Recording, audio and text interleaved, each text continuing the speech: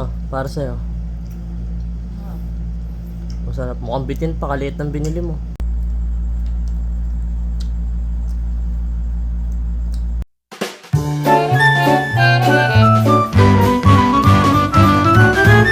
Ngayong araw nga guys ay itatry nga namin tong sikat na chocolate ng Dubai.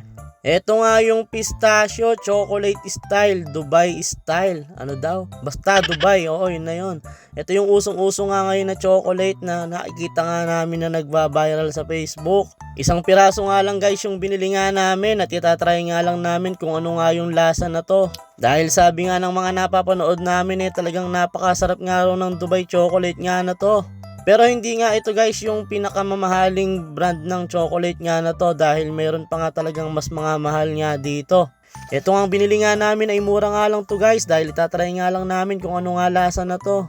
Masarap nga talagang kumain ng chocolate lalo na pagka imported yung chocolate talaga namang gaganahan ka. Hindi nga ako guys mahilig sa chocolate, nagagaya nga lang ako sa asawa ko dahil lagi nga nag-uuwi ng chocolate. Madalas nga pagka nag-uuwi nga siya ng chocolate nai-stock nga lang sa rep at hindi ko nga rin nakakain.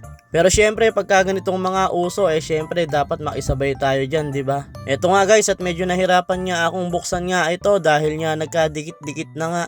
Mula nga nung nilagay ko sa rep nasobrahan yata sa tigas kaya ito medyo mapakat na nga siya at mahirap nang alisin.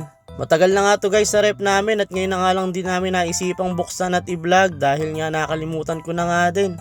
Si Wifey nga mahilig mag-uwi ng chocolate pero hindi naman din mahilig masyado sa chocolate. Mahilig lang talaga siyang mag-uwi pero hindi naman siya kumakain dahil nananaba nga raw siya pag kumakain siya ng chocolate.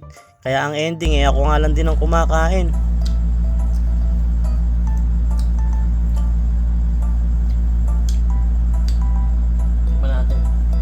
Maliit lang siya kaya maliit lang yung budget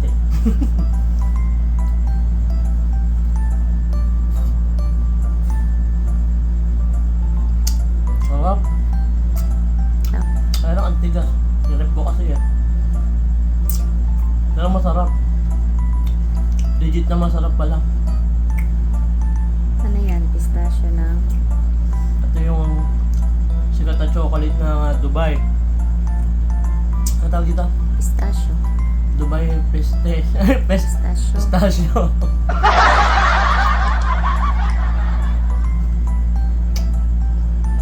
Wow, yummy. Kaka-addict.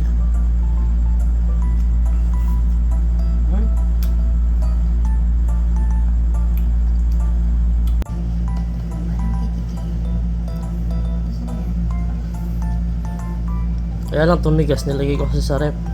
Masarap yan, medyo malambot na. Pero masarap pa rin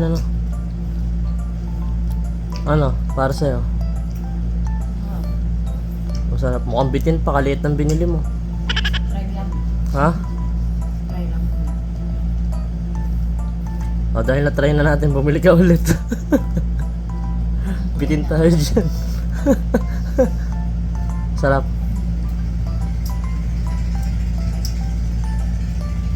At eto nga guys, nagkabitinan pa nga kaming mag-asawa dahil ang liit nga ng binili nga ni Wifey. Eto nga at nag-aagawan pa nga kaming dalawa dito. At syempre, hindi ako papayag na maubusan kaya eto, inagaw ko na nga kay Wifey yung huling kagat at kinain ko na agad-agad. At talaga naman palang napakasarap nga ng chocolate na to guys, kaya lang hindi ko talaga ma-explain kung ano yung lasa niya. Talagang may kakaiba sa lasa niya na talagang masarap nga. Na ewan ko ba, hindi ko maintindihan. Basta try nyo na lang din. Hindi ko ma-explain yung lasa niya.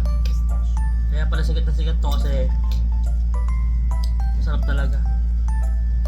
Kaya lang kung bibili ka ng talagang ganito, yung talagang Dubai chocolate,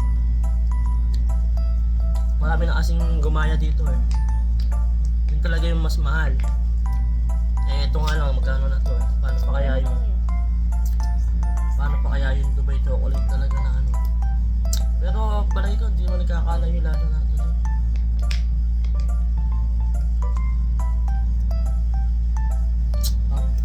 So ayun nga guys, at inubos ko na nga itong chocolate nga ng Dubai nga na to. At talaga namang napakasarap nga naman kasi, kaya talagang maa-addict ka pag naumpisahan mong kainin. Ito na nga yung aking last bite.